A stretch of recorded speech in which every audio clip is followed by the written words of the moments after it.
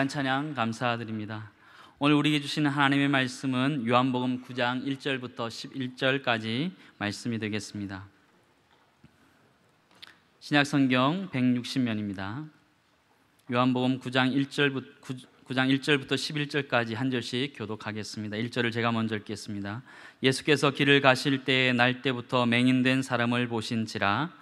제 아들이 물어 이르되 랍비여, 이 사람이 맹인으로 난 것이 누구의 죄로 인함이니까? 자기니까 그의 부모니까? 예수께서 대답하시되 이 사람이나 그 부모의 죄로 인한 것이 아니라 그에게서 하나님이 하시는 일을 나타내고자 하심이라. 때가 아직 낮음에 나를 보내신 이의 일을 우리가 하여야 하리라. 밤이 오리니 그때는 아무도 일할 수 없느니라. 내가 세상에 있는 동안에는 세상의 빛이로라.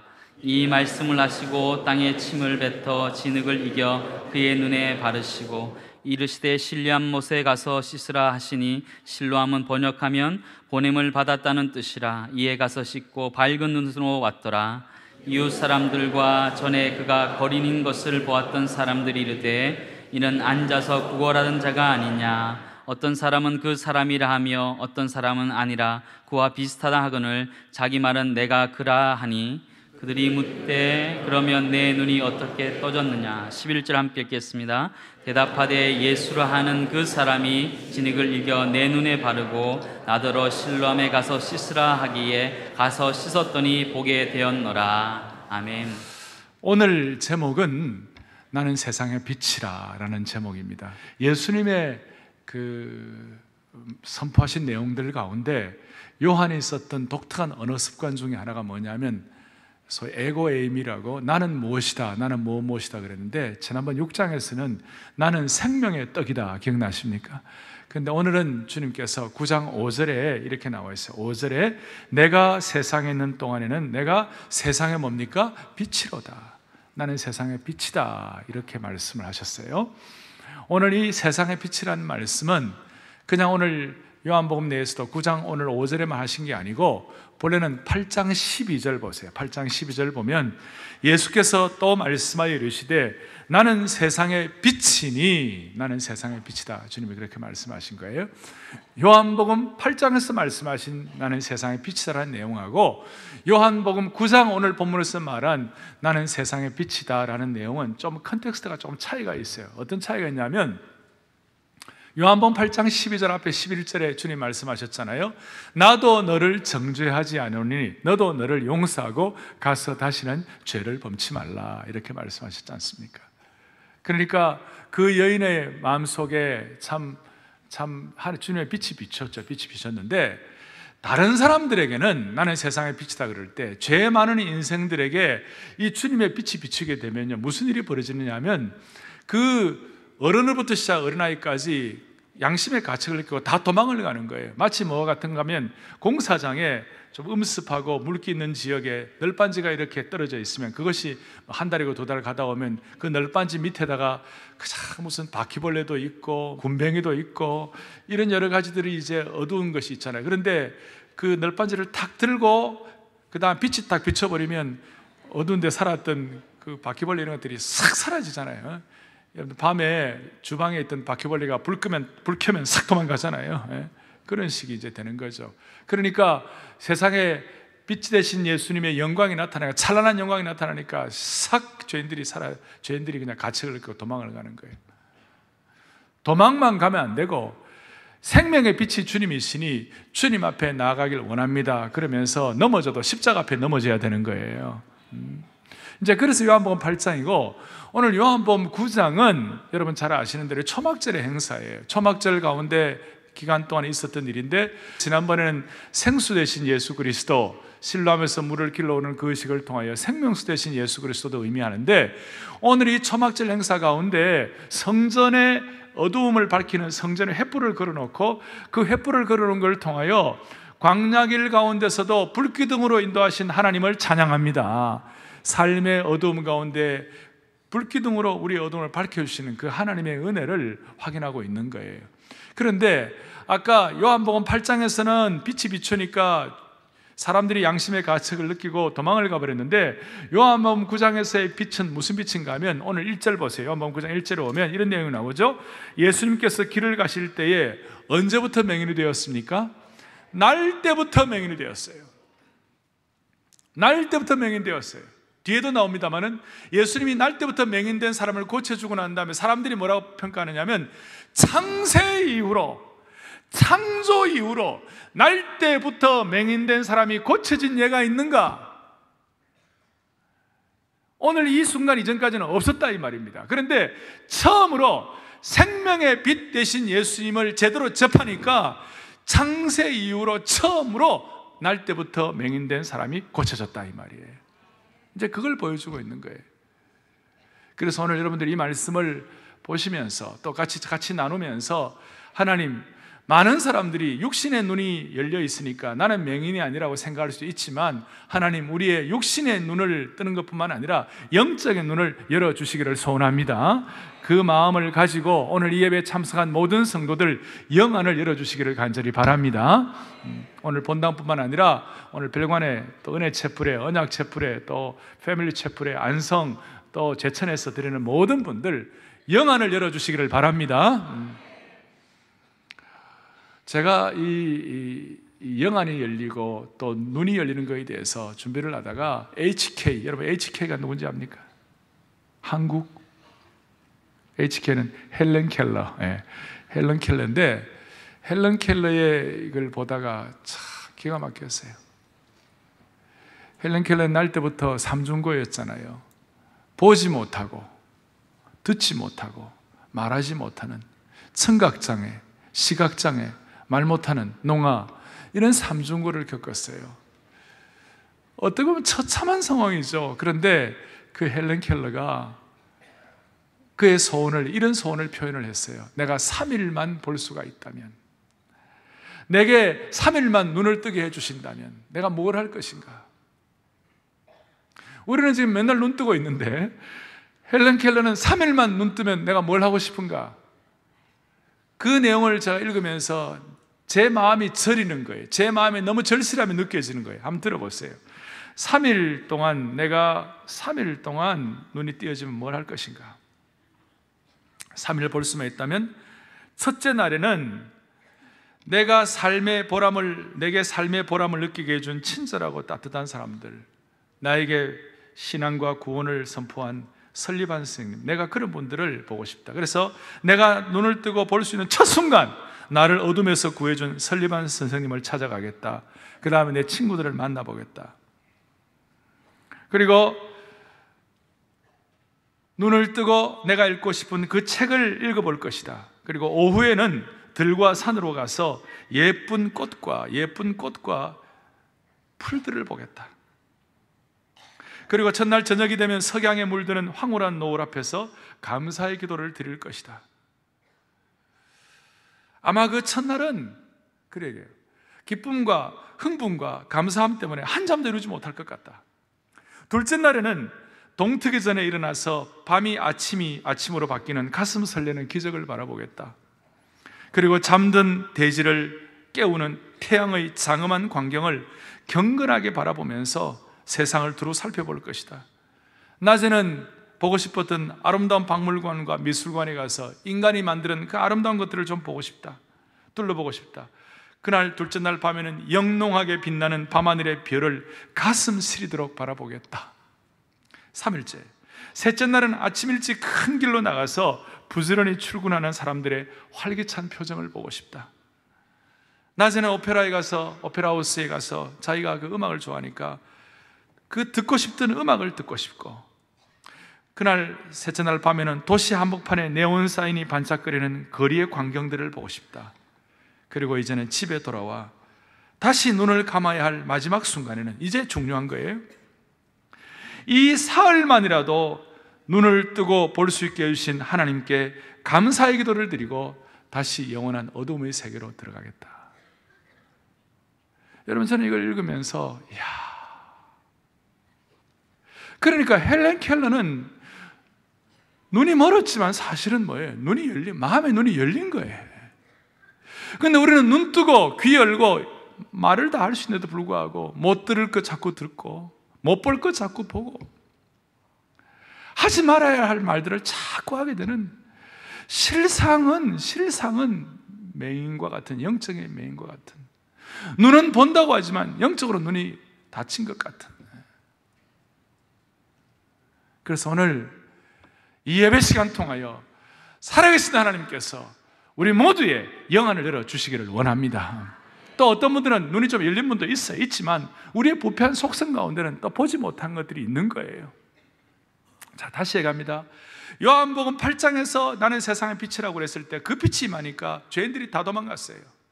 근데 요한복음 9장에서 오늘 날 때부터 맹인된 이 분이 구원받는 이 사건은 아까 말한 널빤지 밑에 햇빛이 비치니까 다 도망가다가 빛이 다 한참 비치고 나면 그 습기가 제거되고 마른 잘 이렇게 온전하게 되면 거기에 씨앗이 뿌려지고 나면 씨앗이 발화되어서 그 햇빛 때문에 잘 나무가 되어서 이렇게 자라는 것처럼 하나님께서 우리의 마음의 문을 열어주셔서 그렇게 진리의 빛이 비추어지고 씨앗이 뿌려져가지고 다시 한번 발화될 수 있도록 축복해 주시기를 원하는 거예요.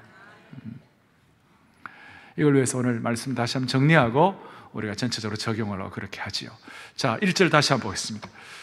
예수께서 길을 가실 때에 날 때부터 맹인된 사람을 보신지라. 이 사람은 날 때부터 맹인되었을 뿐 아니라 거린이었어요. 늘 구걸하면서 비참하죠. 안타깝죠. 그런데 그 비참하고 안타까운 이 거린을 보고 안타까워하고 정말 불쌍히 여기고 측은지심이 있어야 되는데 2절의 제자들 좀 보세요. 제자들이 물어 이르되 랍비여, 이 사람이 맹인으로 난 것이 누구의 죄로 인한 것입니까? 자기입니까? 아니면 그의 부모입니까?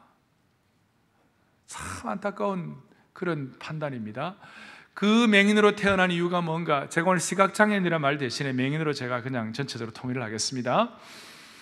이 시각장애인, 이 맹인이 무엇 때문에 맹인되었습니까? 왜 날 때부터 맹인되었습니까? 그 사람의 죄 때문입니까? 아니면 부모의 죄 때문입니까? 이것이 일반적인 사람들, 그 당시 유대인들의 판단 기준이었어요. 유대인들의 사고방식은 당시의 영향이 뭐냐면 환생사상, 그 다음에 또 인과응보사상, 이런 것들이 팽배했어요. SNF라든지 영지주의자들이 더 이런 것들이 더 많았고, 오죽하면 복음서에 보면 세례요한이 이렇게 나타났을 때에 사람들이 뭐라고 그러죠? 엘리야가 다시 나타났느냐, 그렇게 말할 정도로, 물론 우리 어떤 윤회 사상하고 좀 차이 있긴 하지만 그래도 비슷한 그런 생각을 갖고 있었고, 사람이 어려움을 당하고 병이 들고 고통을 당하면 다 죄 때문에 그렇다고 생각을 하고, 죄도 두 가지 종류의 판단을 해서, 하나는 뭐냐면 자기 책임인가, 자기 책임제로 생각하고, 또 하나는 뭐냐, 연좌제예요. 부모의 죄 때문에 그런가. 출애굽기 34장 7절에 보면 이런 내용이 나와요. 보시죠. 읽어보겠습니다. 인자를 천대까지 베풀며 악과 과실과 죄를 용서하리라. 그러나 별을 면제하지는 아니하고 아버지의 악행을 다시 한번 아버지의 악행을 뭐예요? 자손 3, 4대까지 봉하리라. 무서운 말씀이고 우리에게는 굉장히 부담이 되는 말씀이죠. 그러니까 죄가 있어가지고 죄의 어떤 연좌제예요. 그 부모의 죄 때문에 자식까지도 어려움을 겪을 수 있다는 것이에요. 자, 이런 게 마음에 가득 차 있으니까 마음에 하나님 나라 건설이 되지 않냐고 마음이 지옥 같은 거예요. 마음이 답답한 거예요. 무슨 일이 생기면 이게 누구 죄 때문인가? 이게 부모의 죄 때문인가? 아니면 내 죄 때문인가? 그런데 주님께서는 놀라운 말씀을 하시는 거예요. 제자들이 그래 물었을 때, 또 다른 사람들의 생각들이 다 그랬을 때, 그 당시에 팽배한 어떤 그 인과응보 사상, 이런 것들이 있었을 때에, 연좌제 사상들이 있었을 때 주님이 오늘 뭐라고 말씀하시나요? 오늘 이것이 키인데 3절 뒤에 이렇게 나와 있죠. 예수께서 대답하시되 이 사람이나 그 부모의 죄로 인한 것이 뭡니까? 아니라, 그 다음에는 그에게서 하나님이 하시는 일을 나타내고자 하려 함이니라. 오늘 잘 마음을 집중하십시오. 이런 일들이 일어났을 때 이것은 그에게서 하나님이 하시고자 하는 일을 나타내고자 하심이라. 사람은 자기 책임이냐, 아니면 연좌제냐, 아니면 인과응보냐, 이런 생각으로 물들어 있었을 때 예수님 뭐라고 말씀하시느냐? 아니야, 이것은 그를 통하여 하나님이 하시고자 하신 일을 나타내게 하려 하심이라. 하하, 참 기가 막힌 말씀. 그러면 하나님이 하시고자 하시는 예수님이 하시는 일들이에요. 예수님의 길은 제1길도 아니고 제2길도 아니고 제3의 길이에요. 거룩한 3의 길인데, 이 3의 길이 뭐냐? 예수님이 하신 일을 나타낼 때는 항상 무슨 일이 있냐면요, 사람이 살아난 거예요. 요한복음 4장에 보면 수가성 우물가 여인이 영혼이 살아난 거예요. 요한복음 5장에 보면 앞에 38년 된 병자가 살아나는 거예요. 요한복음 6장에 보면 하루 종일 굶어 죽겠다는 사람들이 생명의 떡, 예수님의 떡을 먹고 다시 살아나는 거예요. 요한복음 7장 오면 목이 말라 죽어가던 사람들이 다시 살아나는 거예요. 오늘 지난번에 8장에 보니까 뭡니까? 가늠한 년, 이제는 부끄러워 죽을 지경에 있는 그야말로 죽고 싶은 사람이 다시 살아나는 거예요. 제3의 길은 아버지의 죄도 아니고 자기의 죄도 아니고 인과응보도 아니고, 제3의 길은 하나님이 하신 일을 나타내고자 하는 이것은 살리는 길이에요. 생명의 길이에요. 사랑하는 여러분, 개인이나 공동체나 다 할 것 없이 알 수 없는, 또 어떤 경우는 이해가 안 되는 그런 어려움과 고통과 문제가 있었을 때에, 그때 우리의 자세, 특별히 육신의 눈이 아니라 영의 눈이 열린 사람이 할 수 있는 일은 뭐냐? 하나님 이 일을 통하여 주님이 하시고자 하시는 일을 나타내게 해 주실 줄을 믿습니다. 오늘 모든 성도들이여, 개인이나 다시요, 공동체가 어려움이나 힘든 일이 있을 때에 하나님이 하시고자 하시는 일을 나타내는데, 주님 그것이 무엇입니까? 살리는 것인 줄로 믿습니다. 개인이 삽니다. 교회가 삽니다. 다시 한번 새로워집니다. 살리는 일을 위하여 주께서 하시는 것인 줄로 믿으셔야 합니다. 구체적으로 주님이 어떻게 하십니까? 이렇게 하시죠. 구체적으로 6절에 그 사람을 이제 어떻게 살리느냐, 이 말씀을 하시고 땅에 침을 뱉어 진흙을 이겨 그의 눈에 바르시고 실로암에 가서 씻으라, 그렇게 말씀하셨어요.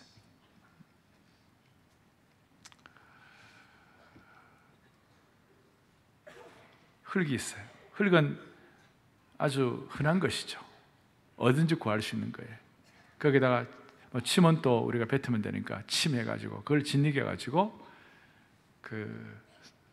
태어날 때부터 맹인인 그 눈에 바르고, 그럼 그 맹인의 입장에서는 좀 익숙하지 않고 좀 어떻게 보면 부담스러울 수도 있죠. 그를 하려면 기도를 해주셔가지고, 기도를 아니면 안수기도를 해주시든지 그렇게 하는데, 좀 침을 발라가지고 진흙을 이겨가지고 눈에 바르고, 더더구나 맹인이니까 실로암까지 가서 거기 가서 씻고 오라, 또 찾아가는 것도 쉽지 않은 일인데, 그런데 이 맹인은 순수한 마음으로 그냥 그대로 받아들였어요. 그래서 7절 좀 보세요. 뭐라고 되어 있습니까? 이에 실로암 못에 가서 씻으라 하시니, 실로암 번역하면 보냄을 받았다는 뜻이라. 그 다음에 중요한데요, 이에 가서 씻고 밝은 눈으로 뭡니까? 왔더라. 이에 가서 씻고 밝은 눈으로 왔더라. 할렐루야. 흔한 흙과 침을 발라가지고 이 맹인의 눈을 고쳐주셨어요. 창조 이후의 첫 기적이라고, 이런 기적은 첫 기적이라고. 평범한 걸 가지고, 흙과 침을 가지고 이런 창조 이후에 맹인이 눈뜨는 첫 이런 놀라운 눈뜨는 사건을, 기적을 일으키신 하나님을 찬양합니다. 근데 오늘 중요한 것은 기적이 아니라 뭐라고 그랬어요? 표적이라고 그랬어요. 표적은 능력보다 더 중요한 거예요.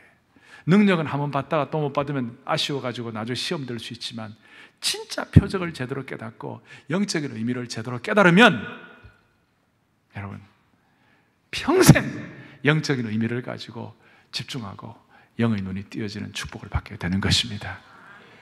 영의 눈이 띄어져야 돼요. 오늘 제가 좀 정리를 해드리면, 다시 한번 정리를 해드리면, 9장 전체에서 맹인의 육신의 눈을 뜨게 하신 그 주님께서 이제 뒷부분에 보면 육신의 눈을 이제 이렇게 주님이 뜨게 하시니까 바리새인과 서기관들과 예수님을 책잡고자 하는 사람들이 그 맹인을 다그쳤어요. 너 안식일 날 너 눈 떴지? 이거는 눈 뜬 게 중요한 것이 아니라 너 안식일 날 이런 거 범하면 나 안 되는 거야. 이렇게 하면서 맹인의 부모를 이렇게 좀 질책하고 나중에 출교까지 하고 막 그렇게 했어요. 참 안타깝죠.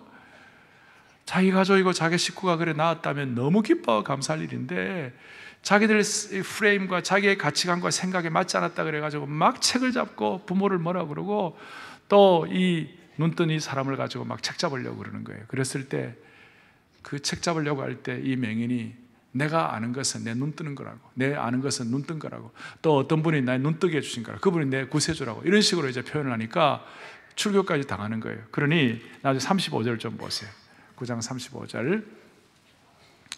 예수께서 그들이 그 사람을 쫓아냈다는 말을 듣고 종교 지도자들이나 이스라엘 사람들이 그를 출교했다는 말을 들으시고 난 다음에 그를 만나서 이르시되 너가 인자를 믿느냐? 인자란 말은 사닥다리를 오르락내리나 요한복음 1장 인자는 예수님의 하나님의 아들 되심을 설명하는 거예요. 36절 대답하여 이르되 주여 그가 누구시오니까 내가 믿고자나이다. 37절에 예수께서 이르시되 내가 그를 보았거니와 지금 너와 말하는 자가 그이니라. 지금 너와 말하는 내가 구세주이시다 이 말이죠. 인자다 그 말이니까 38절에 심플하게 이르되 주여 내가 믿나이다 하고 절하는지라. 할렐루야. 그러니까 주님을 경배하고 찬양하는 거예요.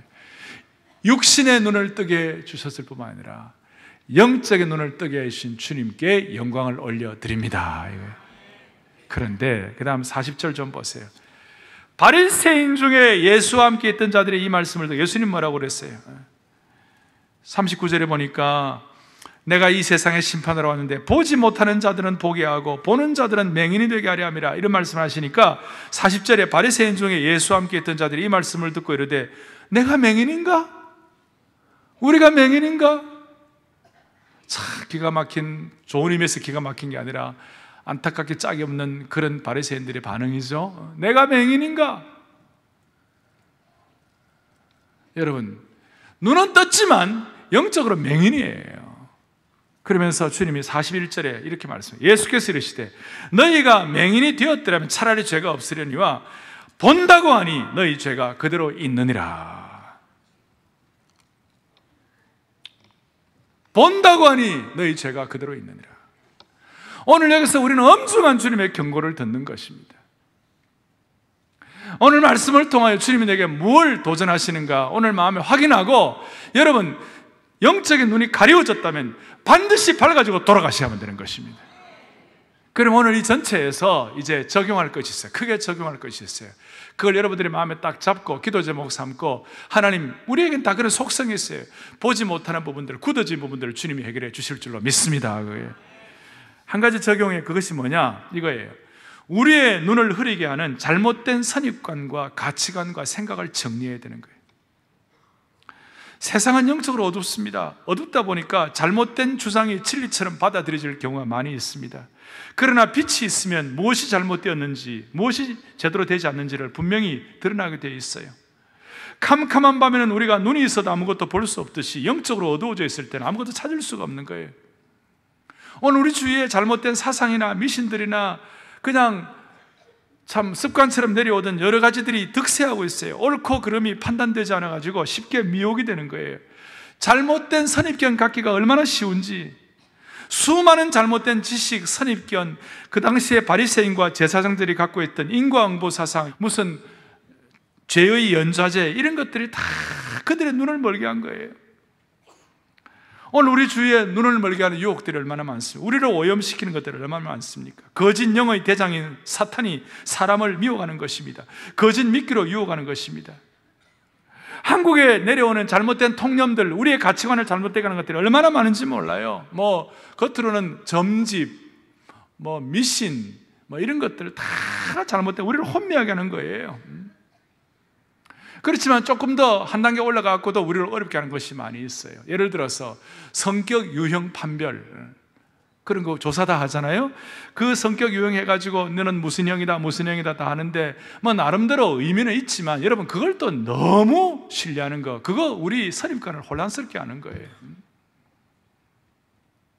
어떤 분은 나보고 목사님 피가 무슨 형입니까?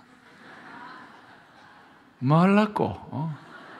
그럼 제가 피를 얘기하면 A형은 어떻고 B형은 어떻고 O형은 어떻고 AB형은 어떻다 나름대로 선입관에 다 돼 있는 거예요.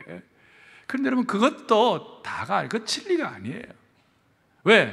우리는 예수의 피로 새롭게 된 하나님의 백성이 된 거예요. 아시겠어요?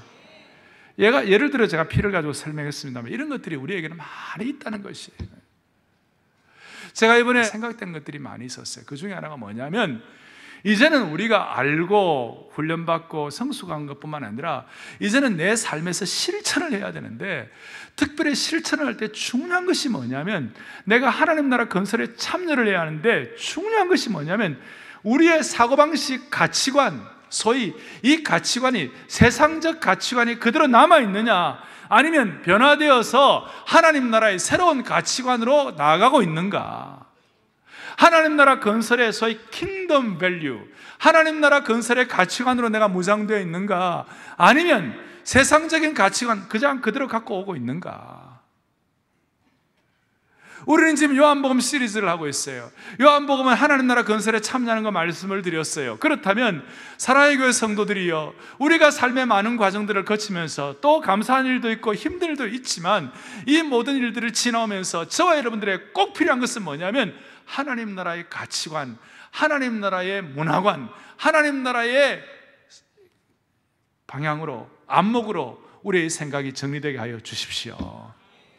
이거예요. 그런데 우리는 예수를 믿는다고 하면서도 신앙생활을 오래 했다고 하면서도 세상적인 가치관, 세상적인 문화관, 세상적인 선입관이 그대로 우리를 지배할 때가 많이 있어요. 뭘로 우리가 차이를 알 수 있느냐? 내가 하나님 나라 가치관에 내 자신이 가고 있느냐? 아니면 세상적인 선입관으로, 세상적인 가치관으로 가고 있는가? 예수님을 잘 믿어도 실수할 수 있다니까요. 그것은 언제 나타나는가? 결정적으로 언제 나타나는가? 그 나타나는 것은 뭐냐면 위기를 당했을 때, 참 어려움을 당했을 때, 우리 앞에 큰 난관이 부닥칠 때 그 난관을 해결하는 우리의 스타일이 뭐냐면 세상적인 가치, 예수님을 믿어도 세상적인 가치관에 있는 사람들은 무슨 일이 벌어지느냐 하면 어려움을 당하면 믿었던 것이 다 날아가고 옛날의 그 모습이 다시 돌아오는 거예요. 그런데 예수 믿고 구원받은 하나님의 백성들은, 하나님의 가치관을 있는 사람들은 하나님의 가치관으로 판단하는 거예요. 그럼 하나님의 가치관이 뭐예요? 오늘 주님 말씀하신 것 뭐예요? 3절 뒤에 있는 것처럼 주님께서 말씀하신 건 뭐예요? 이 일을 통하여 하나님이 하시는 일을 나타내고자 하려 함이라. 하나님의 가치관은 뭐예요? 사람을 살리는 거예요. 그 사람이 들어가면 세워지는 거예요. 세상적인 가치관은 뭐예요? 어려움과 위기를 당하면 말이죠, 옛날의 사고방식 그대로 나오는 거예요. 똑같이 옛날 모드로 돌아가는 거예요. 어떤 경우는 더 어려운 사람들도 있어요. 사랑하는 여러분, 우리 모두는 영의 눈이 열려지기를 원합니다. 주님 오늘 그걸 요구하셨어요. 그래서 세상적인 가치관이 아니라 하나님 나라 가치관이에요. 사람을 살리는 거예요. 근데 한국은 제가 가면 갈수록 느끼는데요, 참 이게 해결이 되어야 되는데 한국의 어떤 면에서 좀 지독한 이 혈연, 지연, 학연의 가치관, 소위 연고주의의 이것이 강고한 연고주의. 예수님을 믿어도 어떤 어려움이 생기면 그 어려움을 신앙적인 가치관으로 해결하려고 하는 것이 아니라 혈연, 지연, 학연의 이 강고한 연고주의를 가지고 해결하려고 하는 거예요. 오늘 저와 여러분부터라도 이런 문제들을 다 정리할 수 있는 영안을 열어주시기를 바랍니다. 체킹 리스트는 뭡니까? 뭘 가지고 점검합니까? 내가 하는 그 일을 통해서 사람이 사느냐, 공동체가 세워지느냐, 아니면 더 어려워지고 더 상처를 받느냐. 여러분 오늘 평생 여러분들의 생애를 통해 예수님처럼 하나님이 하시고자 하는 일을 나타내는 그런 축복이 있기를 간절히 원합니다. 이를 위해서 적용을 하는데 우리가 꼭 필요한 것이 있어요. 우리는 늘 하나님의 은혜를 받아야 돼요. 은혜란 건 뭐예요? 내가 얼마나 내가 마음이 가난한 자인지, 내가 얼마나 부족한 자인지를 자꾸 깨닫는 거예요. 그걸 깨달으면 남 얘기할 것 없고 자신을 돌아보면서 무슨 얘기를 하느냐면요, 자신을 돌아보면서 은혜를 받으면요 정말 자신을 돌아볼 때 나 같은 죄인 살리신 주 은혜가 얼마나 큰지를 자꾸 고백하면서 자꾸 자신을 돌아보게 되면 그 은혜를 통한 하나님의 참 축복된 눈물이 내 오염된 이 눈을 닦아내는 거예요.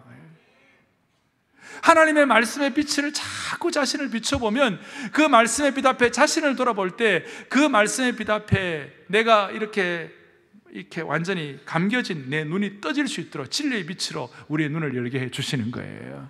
그러니 중요한 것은 나의 선입관, 가치관이 세상적 가치관이 아니라 킹덤 가치관, 하나님 나라 건설 가치관으로 우리가 집중되기 위하여 우리에게 꼭 필요한 것은 평생 날마다 말씀의 빛으로 나를 비추임 받을 수 있는, 말씀의 거울로 나를 살펴볼 수 있는 그런 환경을 여러분들이 떠나면 안 된다 그 말이에요. 아멘. 말씀의 거울로 자기 자신을 비춰줄 수 있는 그 상황, 그 환경을 여러분들이 떠나면 안 된다 그 말이에요. 그것이 큐티가 되든, 그것이 훈련이 되든, 그것이 주일 메시지가 되든, 아니면 그것이 말씀 훈련이 뭐든지 좋아요. 말씀 앞에 나를 비춰보면서 자기 자신의 오염된 영안을 닦아낼 수 있는 은혜의 눈물을 받을 수 있는 환경을 끝까지 지속을 해야 한다 이 말이죠. 그런데 문제가 뭐냐? 나이가 들고 신앙생활을 오래 하고 그 다음에 교회 생활을 계속 하다 보면 자기들도 모르게 자기의 축적과 노하우가 있는 거예요. 저에게도 있고 여러분들도 있어요. 그 축적된 것이 아름다운 전통이 돼가지고 더 주님을 잘 섬기고 더 주님 앞에 겸손하게 나가는 동인이 되면 좋은데, 많은 경우 우리는 무슨 약점이 있냐면 신앙생활을 오래 하고 자꾸 하다 보면 나도 모르게 내가 갖고 있는 사고방식, 내가 갖고 있는 신앙의 틀이 생기는 거예요. 그리고 그 신앙의 틀이 본질보다 더 중요하게 돼가지고 나중에는 거꾸로 되는 거예요. 비본질 때문에 본질이 상처를 받고 본질의 능력이 나타나지 않고 사람이 살려지지 않고 죽어지는 거예요. 건물을 지을 때, 높은 건물을 지을 때 여러분 뭘 합니까? 펜스를 치고 그 다음에 지지대를 만들고 거기에 비계를 설치하잖아요. 이렇게 설치해가지고 건물을 짓잖아요. 근데 그 건물을 제대로 짓고 나면 그 비계를 다 뜯어버립니까? 그냥 그대로 둡니까? 그거 건물을 다 짓고 나면 그거 다 철수하잖아요. 그렇잖아요. 그 철수시켜야 건물이 이제 새로운 건물이 탄생이 되는데, 계속 새 건물을 짓고 난 다음에 그걸 계속 놔둔다면 공사 중이죠. 끝까지 계속 완공이 되지 않는 거죠. 우리도 모르게 교회라는 본질을 가지고 교회를 지어가는데, 하나님의 교회를 이루어가는데 필요한, 교회를 지어가는데 필요한 그 지지대와 펜스 같은 것이 우리에게 필요할 때가 있어요. 그것 때문에 이제 이루어졌지만 이제 다 이루고 나면 그건 치워야 되는 거예요. 근데 우리는 10년, 20년, 30년 계속 그걸 두고 있잖아요. 치우지를 못해가지고 덜 중요한 비본질의 에너지를 쓰다가 본질이 얼마나 상처를 받는지 몰라요. 사랑하는 여러분, 여기에 대해서 우리가 눈을 뜨는 것이 영안을 여는 것이에요. 그러려면 우리는 주님 앞에 서는 그날까지 말씀 앞에 나를 드러낼 수 있는, 말씀 앞에 말씀의 거울로 나를 비춰볼 수 있는 그런 환경을 여러분 끝까지 가지셔야 되는 거예요. 그런데 우리는 교회 생활 오래 하면, 순장도 오래 하다 보면 어떻게 됩니까? 순장을 못하는 경우가 있고 말씀 앞에 비춰볼 수 있는 그런 환경이 내게는 형성이 안 될 때가 있어요. 그럴 때마다 어려움이 생기는 것이죠. 그래서 저는 기도합니다. 사랑의 교회 모든 성도들, 교회 평신도 지도자들 끝까지 말씀 앞에 자신을 비춰볼 수 있는 그런 환경을 허락하여 주시옵소서. 이제 정리하겠습니다. 이 태어날 때부터 맹인은 주님 앞에 혼전하게 15절 좀 보세요. 15절 다시 한번. 15절. 그러므로 바리새인들도 그가 어떻게 보게 되었는지를 모르니 이르되 그 사람이 진흙을 내 눈에 바르매, 그 다음 뭐라고 되어 있습니까? 내가 씻고 뭐예요? 보나이다. 내가 씻고 보나이다. 아주 단순하게 고백하는 거예요.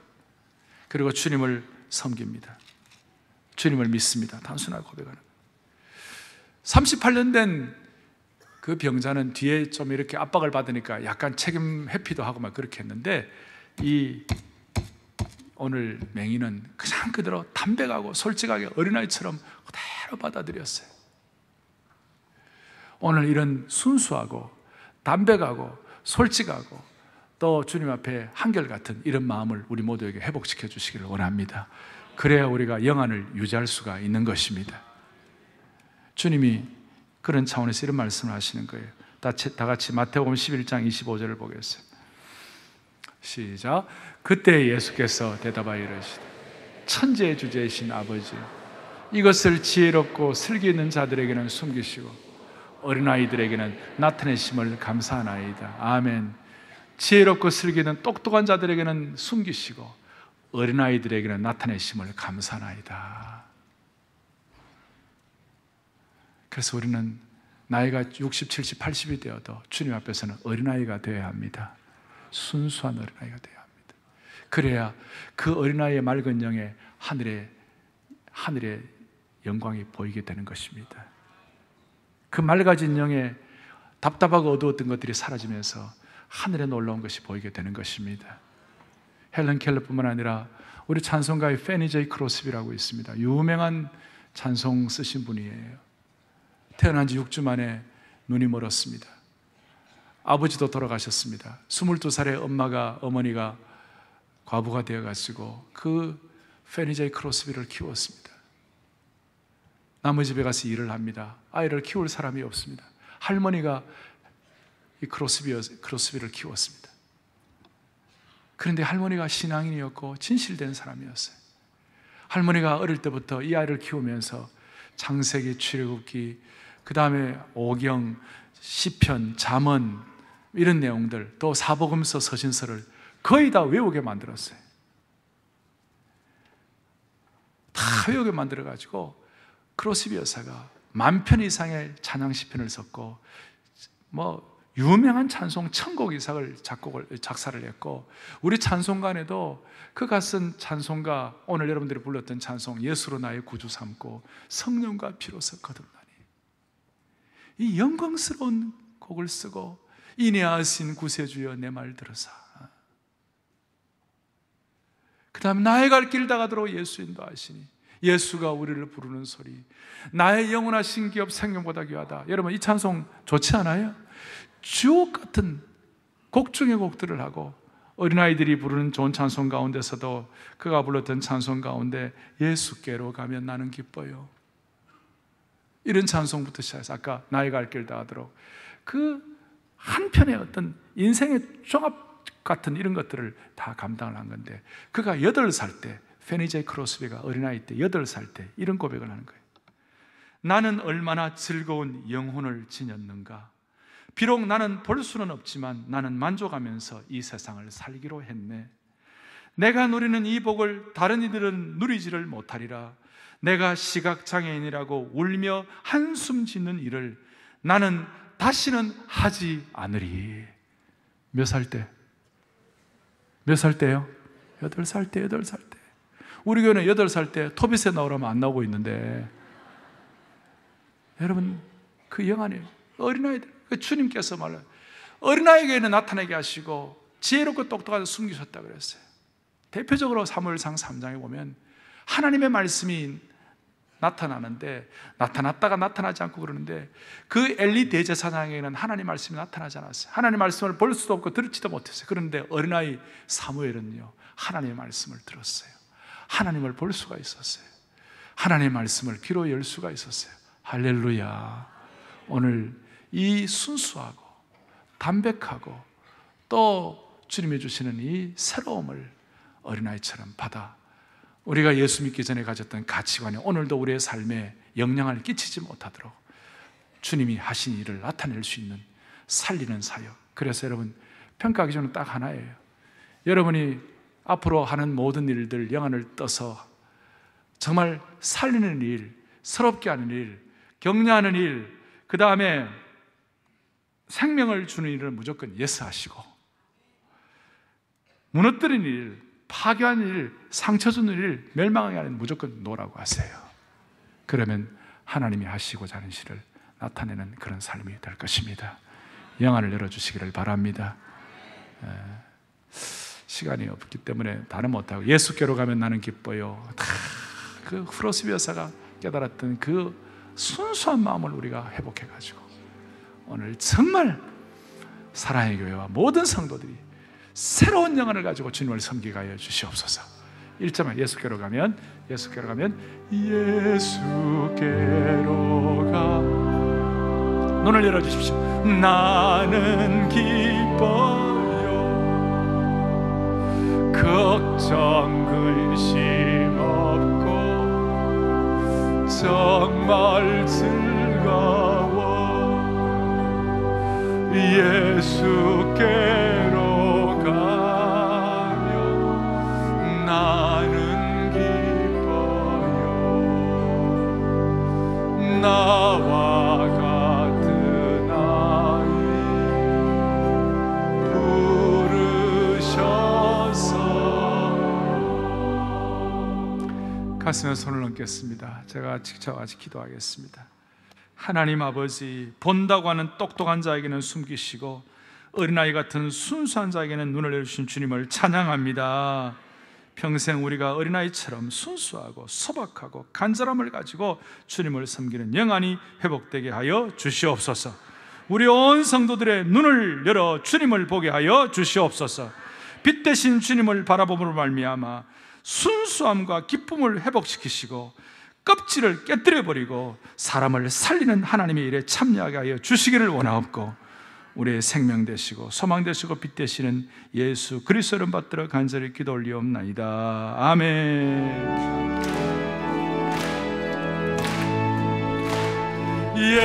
예수께로 가면 나는 기뻐요 걱정이지 없고 정말 즐거워 예수께로 가면 나는 기뻐요 나와 같은 아이 부르셨어요 예수께로 가면 맞아주시고 나를 사랑하사 용서하셔요 예수께로 가면 나는 기뻐요 나와 같은 아이 부르셨어요 예수께로 가면 손을 붙잡고 어디서나 나를 인도하셔요 예수께로 가면 나는 기뻐요 나와 같은 아이 부르셨어요 주님 당신은 사랑의 빛 주님 당신은 사랑의 빛 가운데 비추소서 세상을 비추는 주사 당신의 진리로 우리를 잡게 비추소서 우리 위에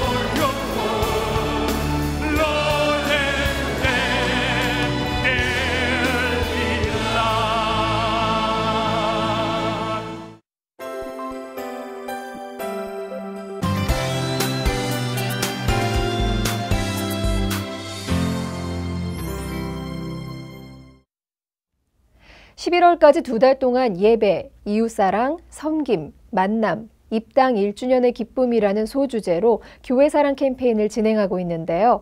세 번째 섬김의 기쁨을 나누는 함께해요 실천사항에 대해서 살펴보겠습니다. 함께해요 첫 번째, 약자를 배려하는 섬김입니다. 주일에 교회 주차장은 장애인이나 노약자를 동반한 차량에게 양보하고 장애인과 유모차 전용 엘리베이터를 이용할 수 있도록 배려합니다. 함께해요 두 번째, 음식물을 가지고 예배실에 들어가지 않고 간식을 먹을 때는 교회 곳곳의 휴식 공간을 깨끗하게 사용하는 것입니다. 쓰레기는 먼저 본 사람이 줍고 분리수거 규칙을 꼭 지키도록 합니다. 함께해요 세 번째, 절약하는 섬김인데요. 물은 아껴서 쓰고 종이 타올도 한 장이면 충분합니다. 사용하지 않는 장소의 전등은 꼭 끄고 4계층 이하는 계단을 이용하도록 합니다. 함께해요 네 번째, 다음 사람을 배려하는 섬김입니다. 사용한 의자는 제자리에 놓고 모임 후 음향, 영상 장비들도 다음 사람을 위해 잘 정리하도록 합니다. 교회사랑 캠페인의 함께해요 실천사항, 알고 있는 것으로 그치지 않고 행동으로 옮길 때, 그리고 캠페인 기간 후에도 계속 이어질 때 의미 있는 교회사랑 캠페인이 될 수 있습니다. 영가족이 함께 만드는 섬김의 기쁨을 누려요. 함께해요.